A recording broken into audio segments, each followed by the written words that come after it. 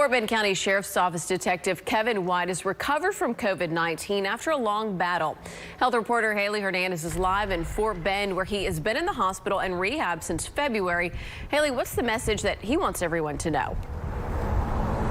Yeah, well, Detective Kevin White really wanted to explain his symptoms before really painting a dark picture of how COVID is still destroying people's lives. He was explaining that he had that COVID toes, but he said he had it all over his body, which is discoloration and swelling. He also talked about how bad the fatigue has been getting, and he expects symptoms to linger despite not having a COVID diagnosis anymore.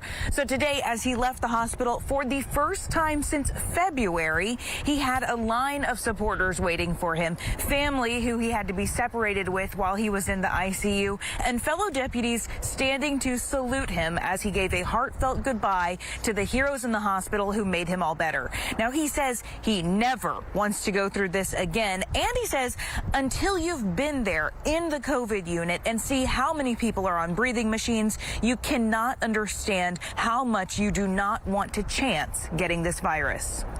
You got to listen to the experts. I mean, we take vaccines for everything else.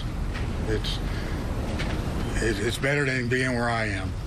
And apparently, I knew it attacked the lungs, but I wasn't aware of how many people are on respirators right now. And he says that once he becomes healthy enough, he does want to get a COVID vaccine.